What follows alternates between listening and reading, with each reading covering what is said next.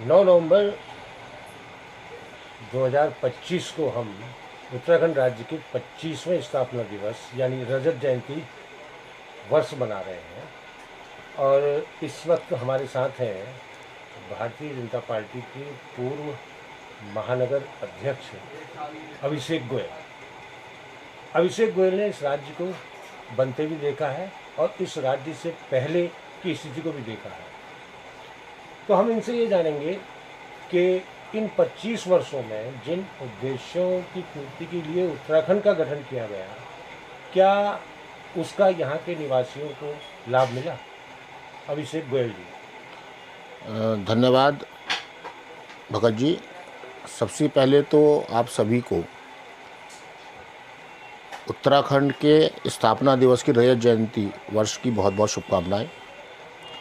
जैसा कि आपने बताया कि पूछा आपने कि 9 नवंबर 2000 को इस उत्तरांचल राज्य की गठन हुआ, जिसकी शपथ पहले हमारे माननीय मुख्यमंत्री नित्यानंद स्वामी जी द्वारा ली गई। और ये इस राज्य का सपना, जो यहाँ के हमारे आंदोलनकारी थे, उनका बहुत लंबा संघर्ष इसके विषय पर रहा है। और धन्यवाद है, प्रणाम है माननीय अटल बिहारी वाजपेयी जी को, जिन्होंने ये सपना संजोया और उत्तरांचल राज्य का गठन इस बेल्ट के लिए, उत्तरांचल राज्य के लिए, जो उत्तराखंड के हमारे निवासी हैं, उत्तरांचल के हमारे पर्वतीय क्षेत्र का उत्थान और अधिक कैसे हो पाए, उसको ध्यान में रखते हुए जो एक 2000 में उत्तर प्रदेश पुनर्गठन अधिनियम जो हमारा पारित किया गया, उसके तहत इस उत्तरांचल का गठन हुआ। और उत्तरांचल बनने के बाद आज 25 वर्ष की यात्रा हम पूरी करने जा रहे हैं। जो उत्तरांचल राज्य बनने का जो सपना था, जो हमारे माननीय अटल जी ने देखा था, उसे हम आज पूर्ति और उसे आगे बढ़ाना जा रहे हैं, बढ़ाते जा रहे हैं। और ये उत्तरांचल नाम के बाद 2007 में ये उत्तराखंड इसका नाम कर दिया गया। कोई फ़र्क नहीं है, जैसा नाम था। तो विकास की जो गंगा आप देख ही रहे हैं। इस पहले जब उत्तर प्रदेश के ज़माने में, जब हम उत्तर प्रदेश में थे, तो कितना यहाँ पे औद्योगिक विकास होता था या किस तरीके से होता था, और आज का जो परिप्रेक्ष्य है वो बहुत सबके सामने ही है। सारी सड़कें, 4 धाम यात्रा की सड़कें, पर्यटकों की संख्या में बढ़ोतरी, स्थायी लोगों को अधिक रोज़गार, अन्य बहुत सुविधाएं यहाँ पे सभी को मिली रही हैं। और वर्तमान में हमारे माननीय मोदी जी जो इस टाइम है, वो भी उस उत्तराखंड से बहुत लगाव रखते हैं और वो कहते हैं कि आने वाला दशक उत्तराखंड का दशक होगा। और लगातार इस उत्तराखंड जैसे छोटे राज्य के ऊपर केंद्र सरकार अपना वर्चस्व रखती है। उनको बहुत बहुत धन्यवाद इसके लिए। अब आप देखिए कि केदारनाथ जी के लिए भी रोपवे की घोषणा हो चुकी है, हेमकुंड साहिब जी के लिए भी रोपवे की घोषणा हो चुकी है, काम चालू होने वाला है। तो ये सब चीज़ें उत्तराखंड के विकास की ओर अग्रसर हैं। कर्णप्रयाग रेल मार्ग है, जो एक सपना था, सोच भी नहीं सकते थे कि शायद हो पाएगा, वो बहुत शीघ्र पूरा होने वाला है। तो ये उत्तराखंड के लिए राज्य बनने के बाद जो ये सब चीज़ें हुई हैं, ये सब अच्छी हैं।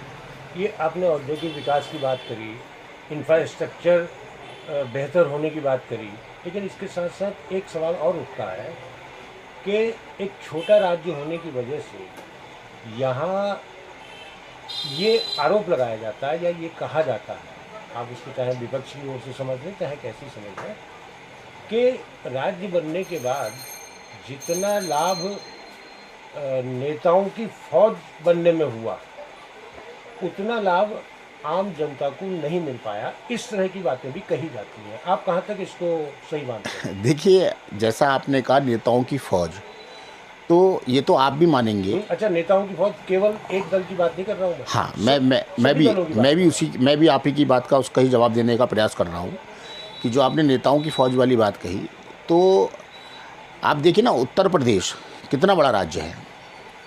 पार्टियाँ लगभग जितनी राष्ट्रीय पार्टियाँ या क्षेत्रीय पार्टियाँ हैं, वहाँ भी उतने दल लगभग हैं। उत्तराखंड छोटा प्रदेश है क्योंकि 70 विधानसभाओं का प्रदेश है, तो राष्ट्रीय दल और क्षेत्रीय दल तो यहाँ भी हैं। तो जब यहाँ पर कम जगह है, स्थान मतलब छोटा राज्य है, तो आपको यहाँ फौज दिखाई देगी। अब यही इतने ही दल के लोग जब उत्तर प्रदेश में बढ़ गए तो वो वहाँ संख्या आपको कम दिखाई दे रही है। तो ये होना कि फौज ज़्यादा है, तो मेरे ख्याल में ये तो कोई तर्कसंगत बात नहीं है।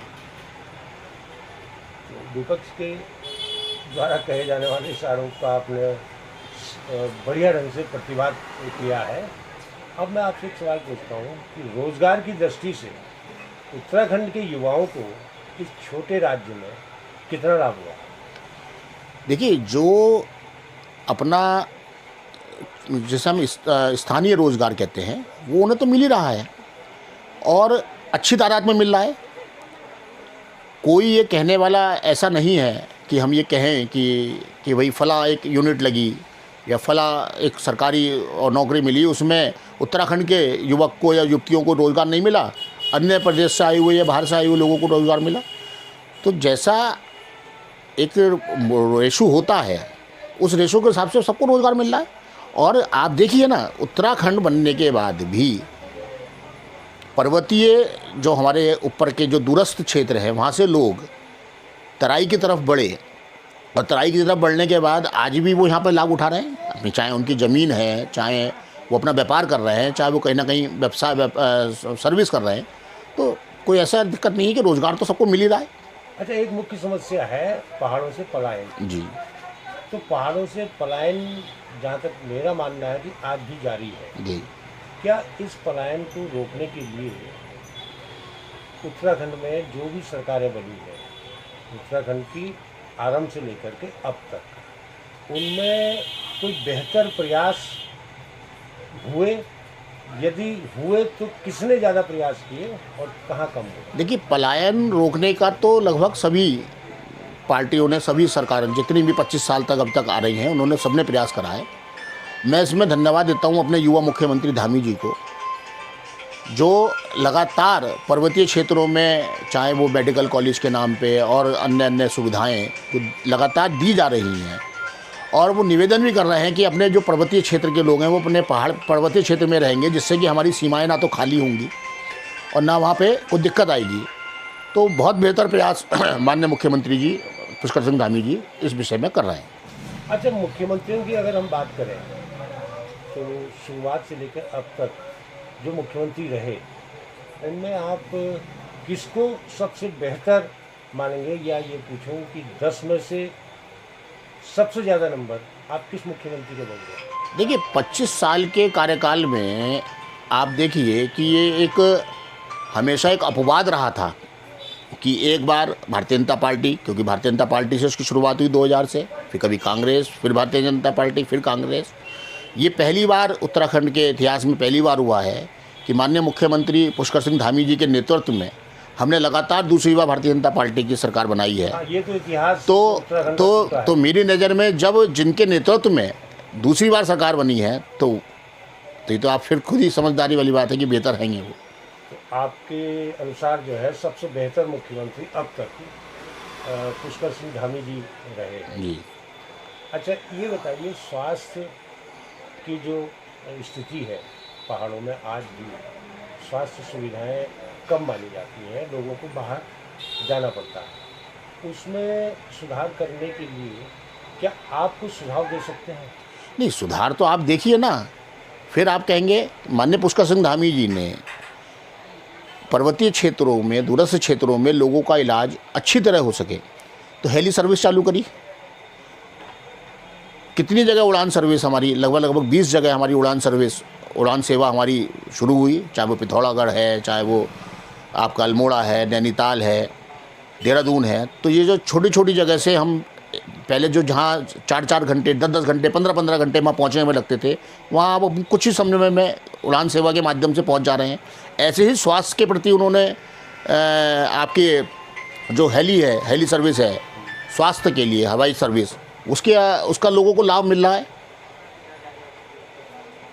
उत्तराखंड युवाओं के लिए काफ़ी महत्वपूर्ण माना जाता है। तो युवाओं को इस उत्तराखंड राज्य बनने के बाद कितना लाभ हुआ है रोजगार की दृष्टि से कहें या उद्योग की दृष्टि से कहें, तो इस बारे में आप क्या बताएंगे? देखिए, लाभ की तो बात यह है कि जो लोग हमारे अपने प्रदेश के बाहर जा के काम कर रहे थे, बहुत लोग हैं जो लौट के अपने ही अब प्रदेश में आ रहे हैं, क्योंकि जो अपॉर्चुनिटी यहाँ पर है, अपनी जो सुविधाएं यहाँ मिल रही हैं स्वयं लोगों को, अपने मतलब क्षेत्रीय लोगों को, तो उसको तरफ लोगों का रुझान उत्तराखंड में रोजगार की तरफ बढ़ रहा है। अच्छा, विपक्ष की इस दौरान क्या भूमिका रही? क्या वो सकारात्मक भूमिका में है या आपकी नज़र में नकारात्मक भूमिका में है? क्या भूमिका, जैसे क्या पूछना चाहते हैं? मतलब राज्य के हित में उनकी भूमिका आप कैसी मानते हैं? देखिए, जब उनकी सरकार थी तो उन्होंने अपने स्तर का काम करा।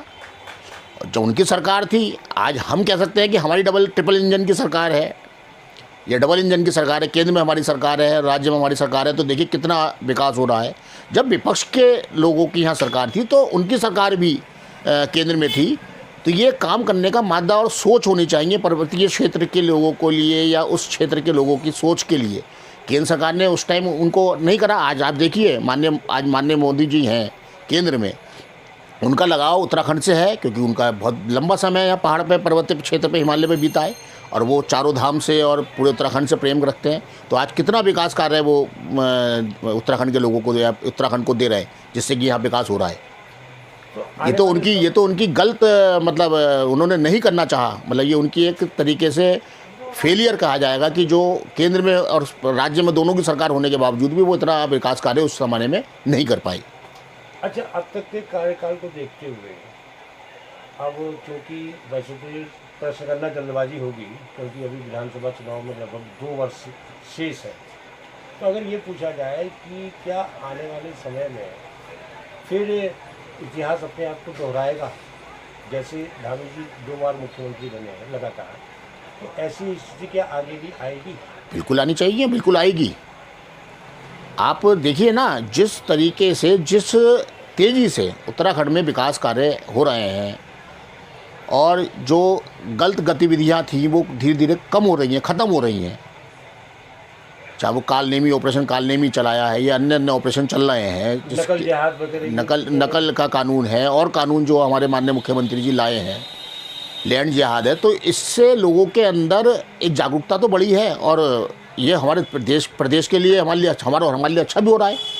तो इससे कहीं ना कहीं ये तो आप देखिए कि जो 2027 का चुनाव है वो भारतीय जनता पार्टी ही जीतेगी और भारतीय जनता पार्टी का ही मुख्यमंत्री बनेगा।